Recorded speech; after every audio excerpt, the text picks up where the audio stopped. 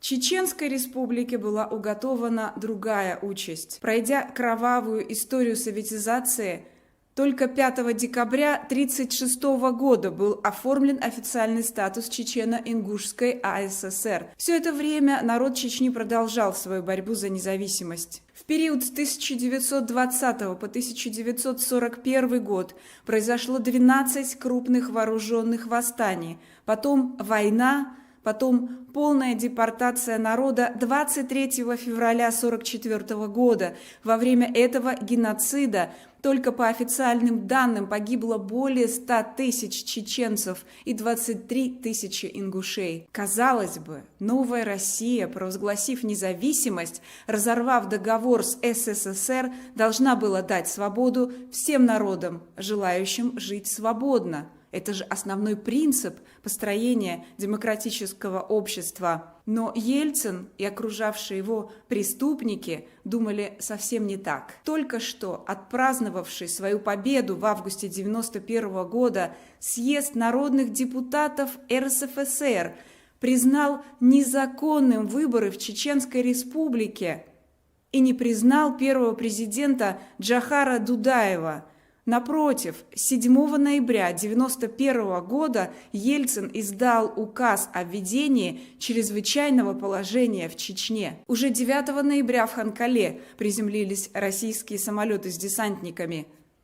Отряды самообороны Дудаева блокировали российских военных, и им пришлось убираться по добру, по здорову назад в Россию. С этого момента Чеченская республика, переименованная в Чеченскую республику Ичкерия в 1994 году, фактически стала независимым государством со своей конституцией, флагом, гербом. Потеряв силовой контроль над территорией республики, российская власть начала масштабные провокации и кампанию очернения чеченцев, обвиняя их во всех смертных грехах, продолжая тем временем продавать в республику нефть и оружие. Создав марионеточную оппозицию, подконтрольную Кремлю, они попытались свергнуть правительство Дудаева. В ноябре 1994 года при поддержке российских военных они предприняли попытку штурма Грозного, но потерпели поражение. Следующий штурм города был назначен на 31 декабря. Уже регулярными частями российской армии. Оборона Грозного длилась до марта 1995 года, когда бойцы Дудаева отошли в горные районы Чечни. Оккупация продолжалась недолго. В августе 1996 года город Грозный был освобожден чеченскими бойцами. После победы отрядов Аслана Масхадова были подписаны Хасавюртовские соглашения. 12 мая 1997 года в Москве президентом Чеченской республики Ичкерия Асланом Масхадовым и Борисом Ельциным, президентом Российской Федерации, был подписан договор о мире. Здесь важно заметить, что в договоре указываются принципы и нормы международного права, то есть договор признает за Чеченской республикой Ичкерия независимость, иначе бы договор основывался на Конституции Российской Федерации и заключался бы между субъектами Российской Федерации. Вот текст договора. Договор о мире и принципах взаимоотношений между Российской Федерацией и Чеченской республикой Ичкерия. Высокие договаривающиеся стороны, желая прекратить многовековое противостояние, стремясь установить прочные, равноправные, взаимовыгодные отношения, договорились. Первое. Навсегда отказаться от применения и угрозы применения силы при решении любых спорных вопросов. Второе. Строить свои отношения в соответствии с общепризнанными принципами и нормами международного права. При этом стороны взаимодействуют в сферах, определяемых конкретными соглашениями. Третье. Договор является основой для заключения дальнейших договоров и соглашений по всему комплексу взаимоотношений. Четвертое. Договор составлен в 2 экземплярах, причем оба экземпляра имеют равную юридическую силу. Пятое. Настоящий договор вступает в действие со дня подписания. Президент Российской Федерации. Подпись: Борис Ельцин. Президент Чеченской республики Ичкерия, подпись Аслан Масхадов. Заметьте, что в договоре прямо говорится «Чеченская республика Ичкерия». Это замечание для тех, кто говорит об отсутствии независимости. Но что такое договор для российской власти? Когда Россия соблюдала договоры? Дальнейшие события доказали, что верить России нельзя. И в 1999 году Россия в очередной раз напала на независимую республику Ичкерия. Россияне, может быть, вас действительно обманули ваши власти, ввели в заблуждение. Но никогда не поздно подумать своей головой. Подумайте во всех этих событиях, кому все это было выгодно тогда и сегодня. Для чего нужны были взрывы домов? Как случилось, что 300 тысяч чеченцев из мирного населения убиты вашей страной? За что? Подумайте.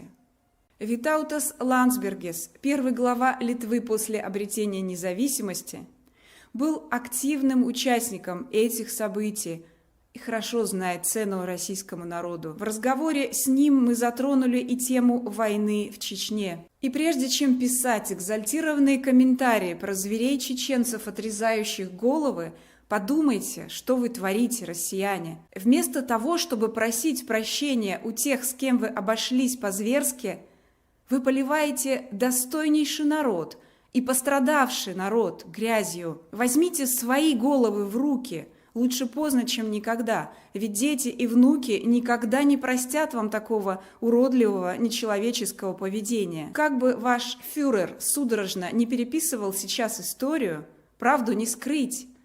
Правда – это другая категория, не подвластная ни пропагандистам, ни деньгам. Как возраст человека не скрыть под ботоксом, так и правду не скрыть под ложью. Как он обшелся с Чечней, тут нет слов. Это беспредел, полный беспредел. Потому что эти люди посмели сопротивиться. Какой-то там народ, вообще его нет. Если Украины нет как народа, так о чеченцах и говорить. Они вечно были только бандитами, и вообще их лучше уничтожить.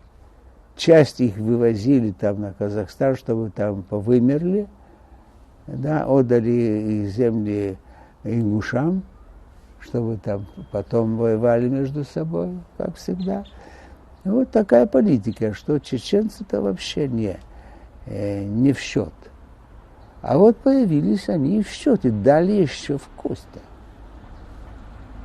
Дудаев и его соратники, которые прошли военные школы, академии в России, но остались чеченцами и людьми свободы. Дудаев мне говорил, что если бы нам только не мешали, на Кавказе был бы мир. Мы договариваемся со всеми, только чтобы Москва не лезла и не стравляла друг на друга. А Москва стравляет и на этом делает свою власть и свою политику. Так вот, когда Дудаев решил взять их в плен бандитов от России, они их заслали, записывая как контрактников. Хотя это были молодые парни, взятые в армию. Их послали убивать чеченцев. А чеченцы взяли их в плен. И так как Россия отреклась от Вагнера, вы знаете, что американцы сделали с Вагнером? Это не ваши? Ну ладно, их нет. Вот, и Путин даже не подумал, что отрицая, что это нет. Это зеленые человечки, это не мы, нас там нет. А если бы ему сказали, хорошо, тогда зеленых человечков тоже нет. Мы списываем их в расход. Тогда еще не додумались. А там в Сирии это сделали. Списали в расход. И Путин сам согласился, что это не наши. Вот. Так Дудаев не пошел по этому пути, что это не ваши, мы их расстреливаем, это бандиты. Они вторглись, они грабят, они убивают, насилуют. Вот их уже нет. Дудаев их отпустил, чтобы только матери приехали. И солдатские матери, тогда было движение, была мощная моральная организация. Солдатские матери поехали в Чечню и взяли своих сыновей и отвезли домой из плена. Хотя их могли расстреливать как убийцы бандитов. Откуда вы появились тут? Если от России, хорошо, ведем переговоры с Россией. Нет, вы не от России, да ну просто бандиты, и все. Ниоткуда. И вам место. Так вот, Дудаев был на 3 головы выше российских властей. Он отпустил их. А потом они начали резать головы западным врачам и выставлять эти головы как дело чеченцев. Вот что такое чеченцы. Почему мы их должны убивать? Потому что чеченцы режут головы врачам.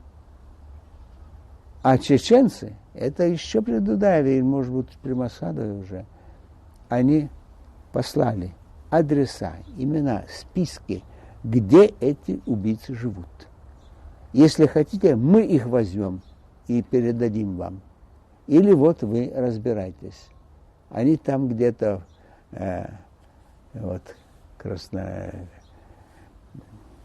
Краснодоне, там, Краснодарском крае, да. Они там где-то, все известно, чеченцы все знали. Вот, пожалуйста, вот убийцы врачей там. Берите их. А они не брали. Зачем? Это же оружие пропаганды на Запад, что убийцы чеченцы, их надо убивать. У меня есть издание, выставки про зверство россиян в Чечне. Красочный альбом. Издал поляк. Не сумели издать сами чеченцы, и никто на Западе этого не издавал, потому что это было против Путина. А там картинки всякого рода, включая разрезанных покойников, трупов, из которых вынимали органы и продавали. Вот пленным вынимали там печень и что-нибудь из внутренности, чтобы продать.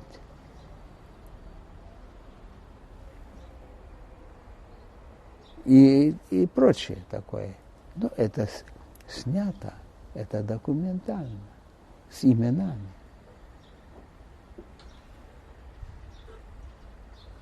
И вообще про всякие там убийства гражданских лиц, учительница с учениками, ну, пришли, порастреляли, сожгли, списали на чеченцев, хотя чеченцев. Как можно больше? И ведь было изобретение, это тюрьмы-ямы. Глубокая яма. И там держат людей. Безвыходно. Им там бросают как зверюшкам немножко пищи.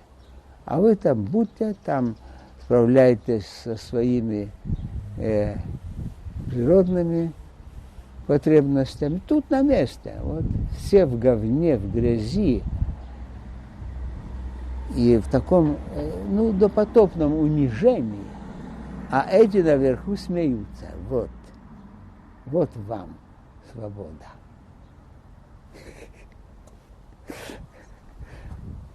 Это такая, полная бесовщина. Бесовщина вырождения русских. Стыдно, как стыдно. Что, нам ждать войны надо в ближайшее Что? время? Нам ждать надо войны близко? Войны. Один из выходов, мы не желаем войны. Но надо какой надо выход? готовиться. Какой выход? Надо хотя бы морально готовиться.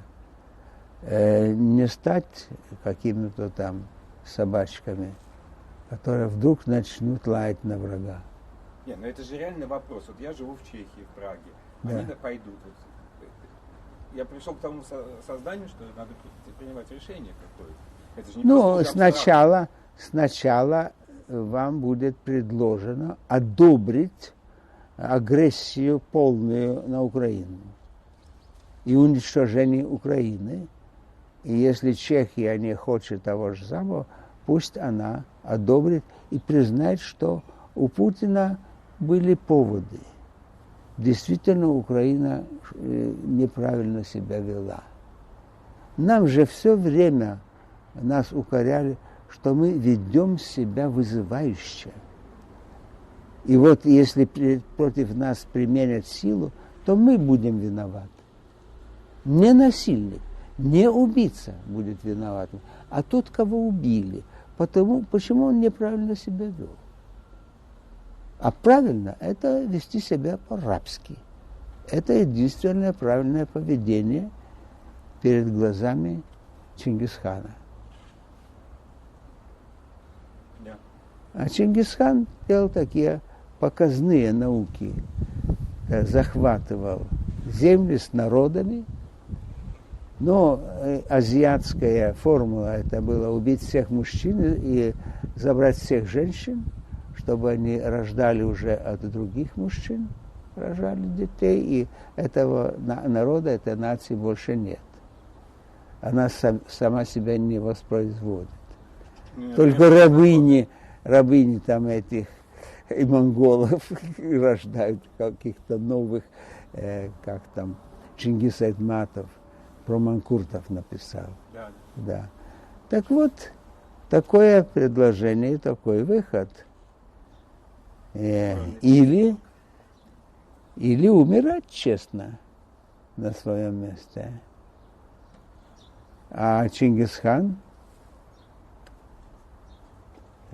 приказывал привести непослушного, тот, который не дает присягу, скажем, новому императору, да, его приводят, кладят, разрезывают грудь и вырывают живое сердце еще на глазах у всех, у остальных. Ну что, ребята, сейчас будете давать присягу?